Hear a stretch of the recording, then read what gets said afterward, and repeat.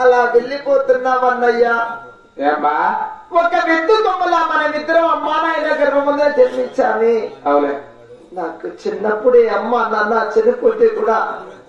చిన్నప్పటి నుంచి పెంచి పెద్ద చేసి కూడా నన్ను పెళ్లి చేశావన్నయ్యా. నా తప్పులన్నీ క్షమించుకుని కూడా ఏమిటన్నయ్యా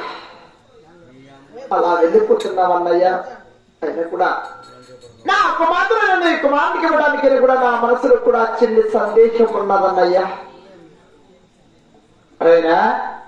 మనసులో సందేశం ఏమో తెలుపులే. అలాగనే అడుగుతానన్నయ్యా. నేను అడిగినది కూడా నా మీద నీకు ఏ కోపం అలాగే అడుగుతానన్నయ్యా.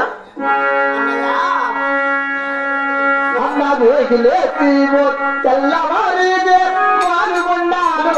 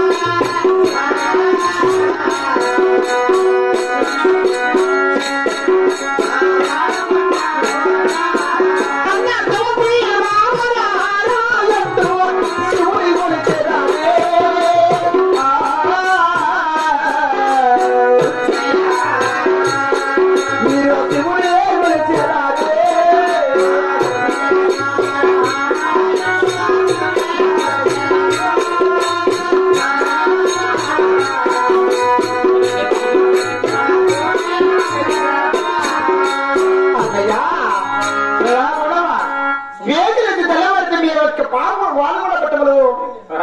3 ఎకరాలు పెట్టుకుని శివశివ రహరాన్ని కొలిచేవారు మీరు కదా మా యొక్క పాపం పడవ తెలుసా అన్నా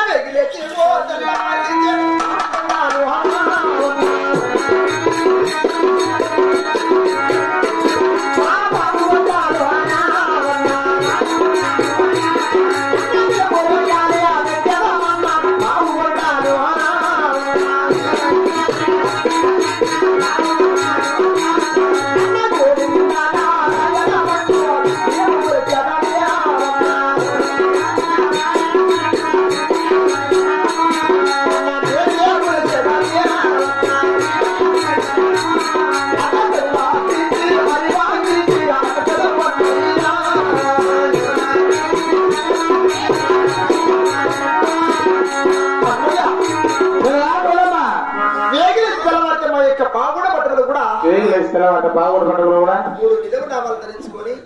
గోవింద నారాయణ వైకుంఠవాస గణమధ్యరెడ్డిని కొలిచేవారు మేము అలా శివభక్తికి ఇలా హరిభక్తికి అతక నువ్వు మా రెండి వారు కూడా వాదులాడుకొని 30 సంవత్సరాలు అయింది కదా అవునమ్మా అదే నా మనసులో సందేహం అన్నయ్య అన్నయ్య మా మతంలో ఉన్న ఎగుడు దగ్గర కనుక్కొని అవునా నిలువు రేఖలు పట్టుకొని అవును శివభక్తి వాడేసి అవును హరిభక్తి చేస్తూ అవును కదా గోవింద నారాయణ వైకుంఠవాసన వ్యక్తికి వస్తున్నామమ్మా నమ్మచ్చు అన్నయ్య అయినా నీ మాట ఇప్పటికి కూడా నేను నమ్మలేదన్నయ్యా సాక్షి దాంబోలం తెచ్చే 10 మంది సభలో కూడా పాల్గొనయ్యా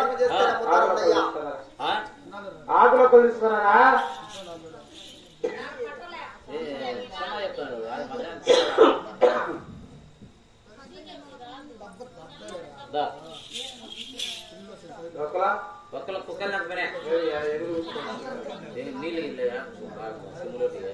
అమ్మా అన్నయ్య ఈ భూమాకాశవారి సాక్షిగా సూర్యచంద్రాల సాక్షిగా అన్నయ్య ఈ భూమిలోకాశవారి సాక్షిగా సూర్యచంద్రాదుల సాక్షిగా అష్టదిక్పాదుల సాక్షిగా నా కుమార్తెను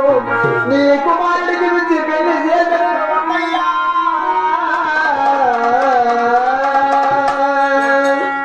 అన్నయ్య ఈ ప్రకారముగా కూడా నా చిన్న కుమార్తె పెళ్లి కూడా మా ఒక పాపుల పట్టణంలోని కళ్యాణం చేస్తానయ్యా అలాగేమ్మా అలాగే అలాగే అయినా నువ్వు ఇక్కడే ఉండి పెళ్లి పనులు చేయి నేనే అంటాను పనులు చేద్దాం మీకు ఎవరికి మీ పనులు చేద్దాం పెళ్లి పనులు అంటే పెళ్లి పనులు చెప్పాలి అయినా బట్టలు తెచ్చిస్తా అయినా మా వదిన నిన్ను బాగా చూసుకుంటుందా లేదా మీ వదన నాకు పెళ్లి అక్కర్లా అవునా 33 చూసుకుంటుందా పనులు సరే పోయినప్ప అలాగని తొందరగా